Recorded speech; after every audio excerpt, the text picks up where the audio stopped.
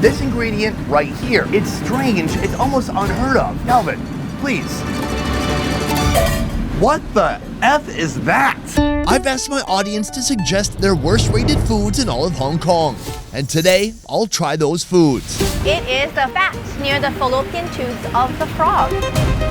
I'm on a mission to understand whether these foods are misunderstood or if they're just plain awful. See how easy it is to hold? It's very friendly. Do you want to give it a shot? No, thank you.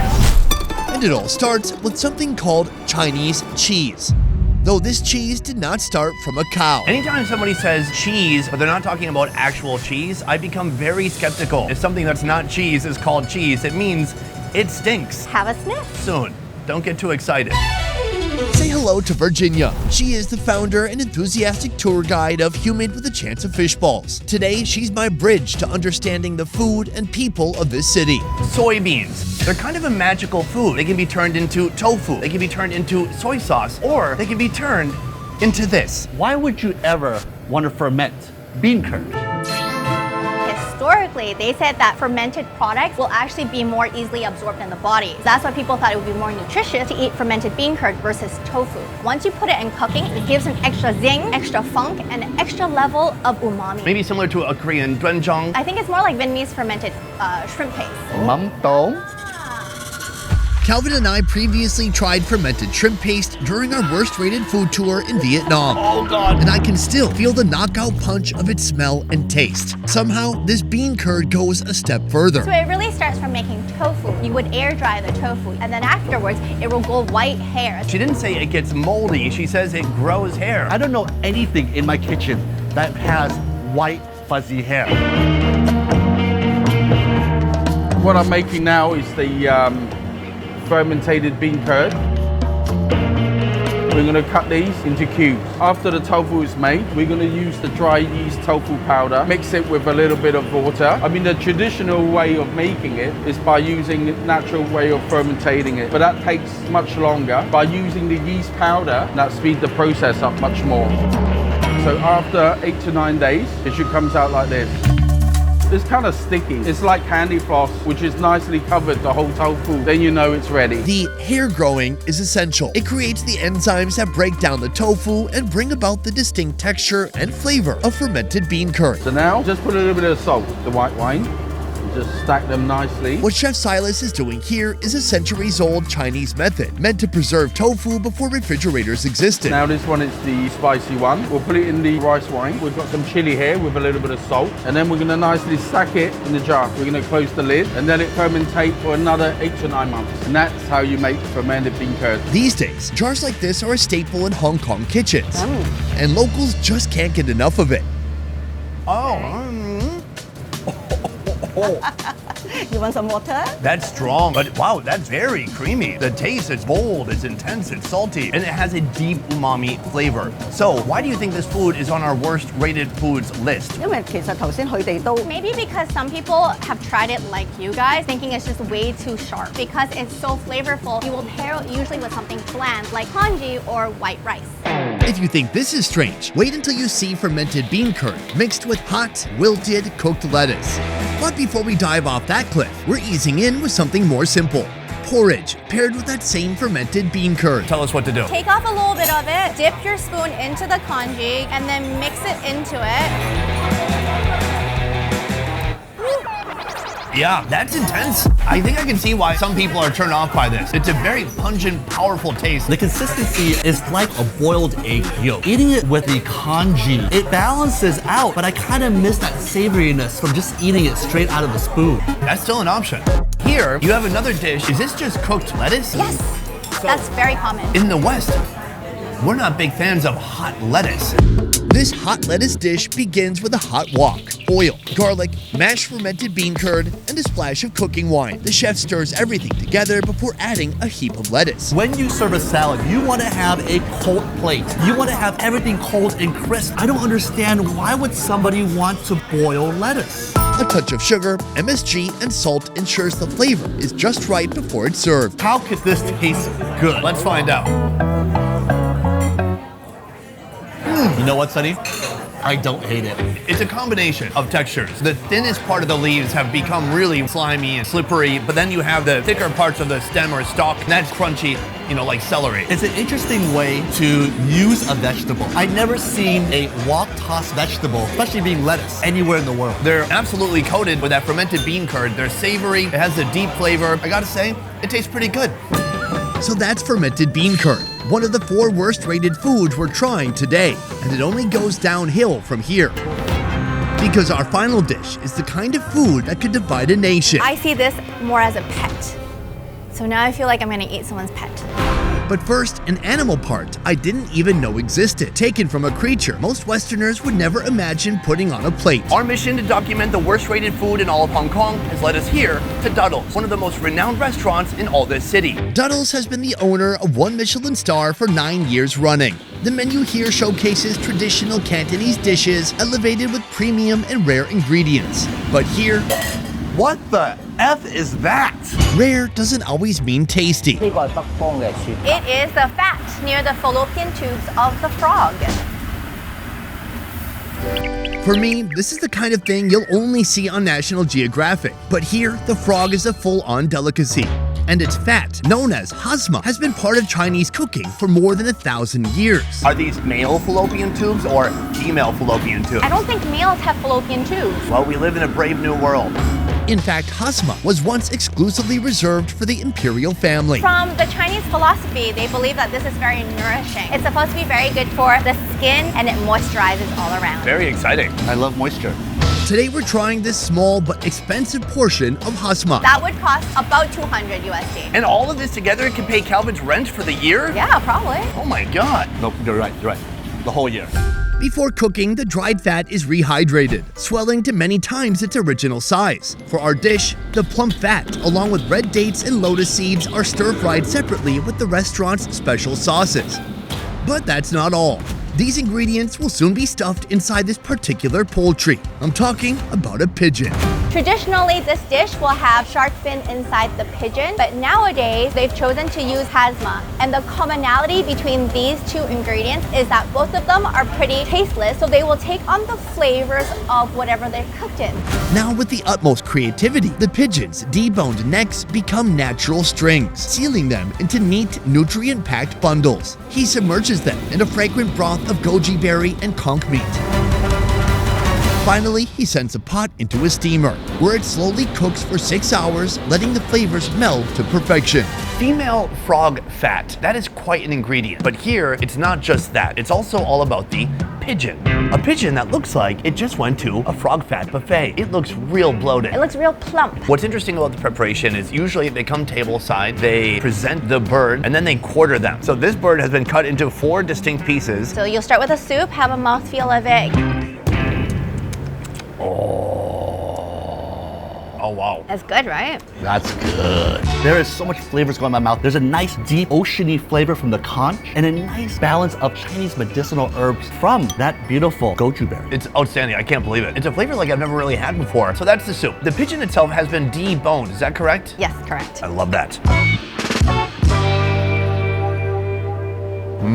It's quite mild, but this pigeon has a great slight gaminess. That pigeon tastes like Thanksgiving Day, but smaller. So now it's not duck, duck, goose, but duck, duck, goose, pigeon. I like that. Do you write these beforehand? No, they just come to me. That was just off the top of the head? Yes. That was good. I'm quite talented. The reason we really came here is for that female frog fat. Let's give it a try. I want to say it's like pure fat, but I guess that's obvious. That has to be one of the weirdest textures I've ever eaten. This is like a jello that hasn't been fully set, but then there's really no flavor other than oil. As soon as it hits your tongue, it begins to lose its form and just get lost with the other ingredients. That's the thing that's gonna make your skin very plumpy and moisturized. I don't believe you. You are what you eat, look at my skin. We should point out the hasma is not usually dedicated to this type of dish. It's gonna be found in our sweet soups. And so how prevalent is this ingredient in Hong Kong? Is it something that everyone's tried or maybe just 5 or 10% of the population has experienced? I feel like because in Chinese it's called 雪蛤膏, the name sounds very fancy, so people just grow up eating it without without really knowing what it is. For me, I can say I liked it overall. It's a fun part of the recipe, but it also just kind of blends in too. It's a bit of a wallflower. I think there's a lot of nutritional values. I don't feel any better right now, but I might feel better next week. Our third meal of the day features the same body part from two different animals of two very different sizes. One is a fun food challenge, Calvin, you doing okay over there? while the other is a real test of bravery. Are these veins or hairs? And both can be found on the menu here. Nikki, put her there. Nice to meet you. Nice to meet you too. Wait, you speak English? Yes, I do. Just a little bit. Okay, Virginia. I'm not in it, bye. Bye. Nikki's family opened Firewell Hot Pot and Seafood Restaurant nearly 30 years ago. Over the decades, it became a reliable choice for anyone craving classic Hong Kong-style hot pot. Hong Kong style hot pot, they are not like the Sichuan spicy style. Our soup base, they are more mild. They are not too spicy and it doesn't overpower the flavor of the ingredient itself. The menu here stretches across the wall, showcasing cuts from 8 different animals. Our first pick comes from the chicken, or should I say, the rooster. Here's how Nikki extracts this delicate animal organ. So you can see there's all the organs in the chicken. So now we are just trying to look for the balls, testicles. So you can actually see the testicles right here. Just like human, chicken have 2 testicles. So let's find the other one. Oh, here's another one. Now I'm gonna try to remove it from the chicken. All right, here you go. There's 2 testicles for you. After repeating the process 30 more times, Nikki collects a full order of rooster testes. These are remarkable.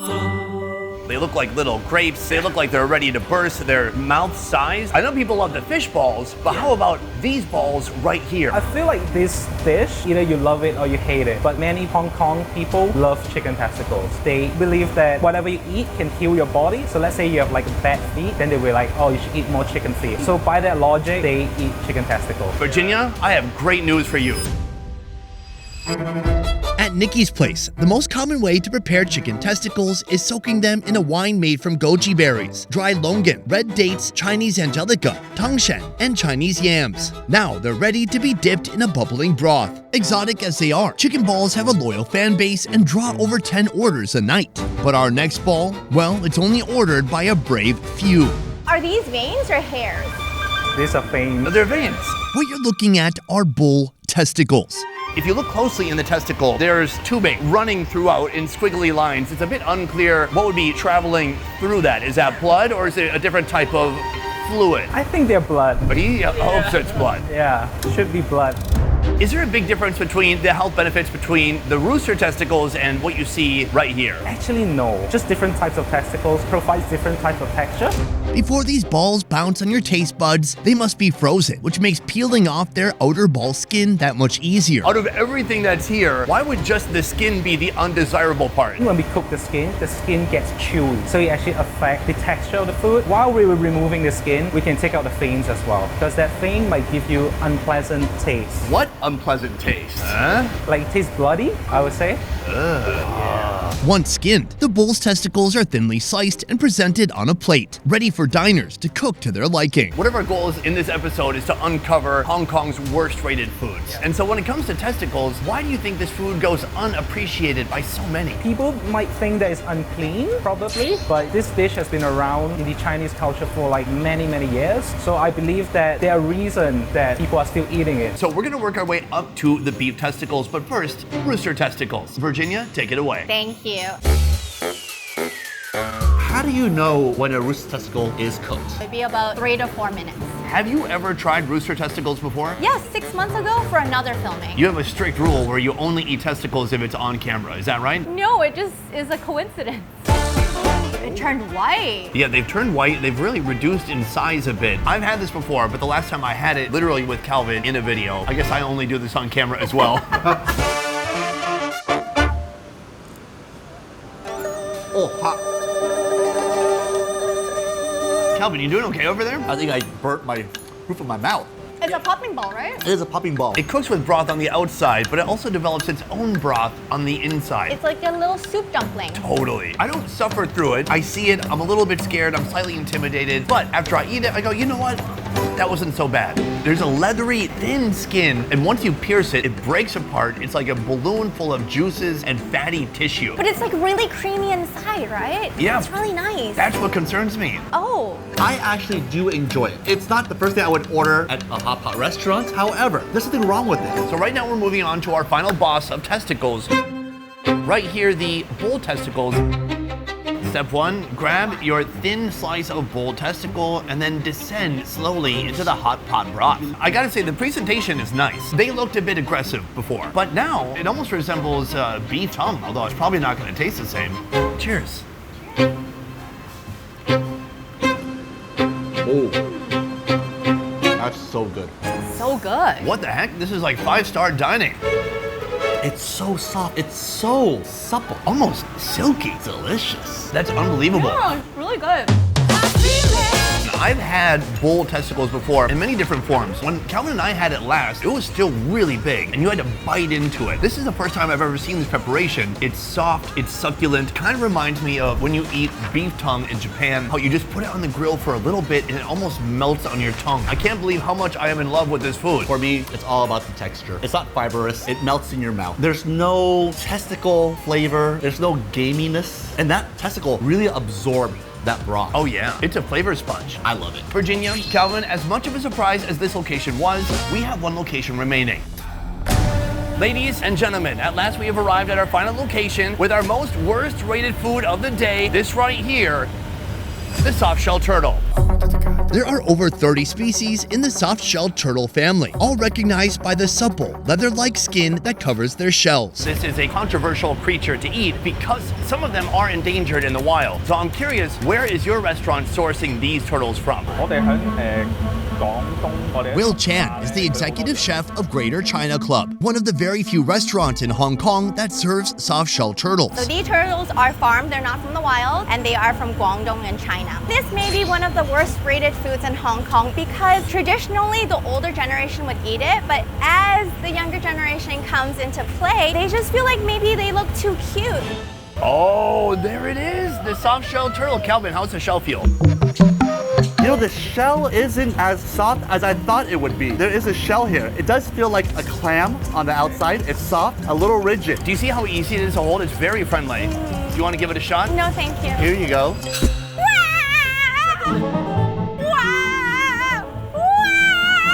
One, 2, 3. They said that the previous generation understands and eats turtle. Is there any health benefits for this turtle? They are nourishing for the body, and it is an autumnal or winter food just to warm up the blood. And also, because there's a lot of skin, so that's really good for your skin because there's lots of collagen. Though they've slowly slipped away from Hong Kong menus, soft-shell turtle dishes are still popular in mainland China. The cooking process begins with the turtle being portioned and blanched. Our chef boils the wok, then stir-fries the meat with cooking wine. For the sauce, our chef fires up the wok with mushrooms, minced garlic, black soy paste, broad bean paste, and tangerine peel before adding the soft-shell turtle meat. Then he floods the wok with wine and water, chicken powder, salt, sugar, oyster sauce, soy sauce, and dark soy sauce round out the flavor.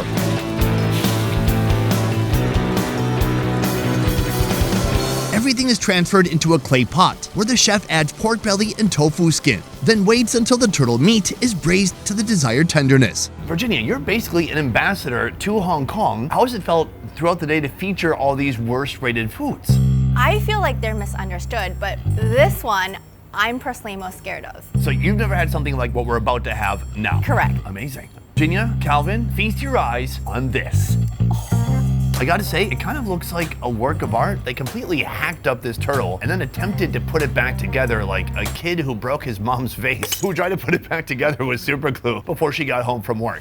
The smell is amazing. It smells like a thick Chinese 5-spice. I hate to say it, but it smells delicious. Is everything in this pot edible, or is only the meat edible? The shell is edible, but only the rim where the collagen lies. Oh, that shell, right? You got no shell and just all rim. Look at how floppy that part of the shell is. That is very soft. Ladies and gentlemen, let's give it a shot.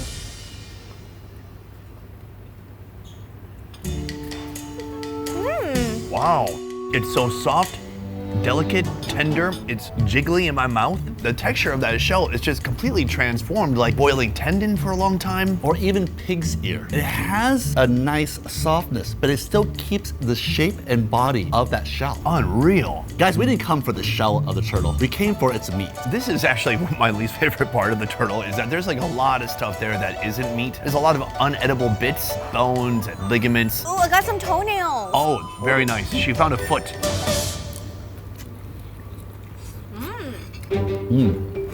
It's certainly not a flavor issue. It's really tender. It almost tastes like chicken. It soaks up all the flavors of this braising liquid. The sauce and all the aromatics, it really masks any reptile flavor. If I didn't know this was turtle, I would think it's something else. For example. Like chicken. Okay. Like frog, because it's very tender and those bones are smaller too as well. I can see a little bit of frogginess. I guess what I like about this is that it's been braised so long that the bones pop out pretty easily. I've had soft shell turtle a few times. In the past, eating turtle has made me sad. I think it made me sad because it didn't taste that good. Maybe it was never about the animal. It was about the chef, because this is delicious. I kind of can't believe it. Today has been a remarkable day. We started off with vegetarian food. We had food from mammals, from amphibians, and now from a reptile. What this says to me is that Hong Kong is a place with an insanely wide-ranging culinary scene. It includes so many different ways of cooking, so many different types of preparation, but also so many ingredients I've never even heard of before, and that would be alien to folks in the West. Meanwhile, if you come here with an open mind and an open heart, and especially an open mouth, you'll be in for a surprise. In this video, we ate 4 of Hong Kong's worst rated foods. Virginia, which for you was the best of the worst? The best for last. I love the flavor and the textures of the turtle. Calvin, what about you? For me, those gigantic bull testicles. I thought they were gonna be full of urine, but actually, they were delicious. Calvin has no idea how anatomy works. Oh, my bad. Moving on, my favorite was also the bull testicles. They're a food that could seem bold and brash, but in the end, they ended up beautiful. So that is the best of the worst for Hong Kong, but there's one more important thing I have to tell you. Before we go, I want to say a huge thank you to Virginia and shout out her tour company, Humid with a Chance of Fishballs. We do food, city, and cultural tours, and we also specialize in MahJong classes. So next time you're headed to Hong Kong, book a tour with Humid with a Chance of Fishballs.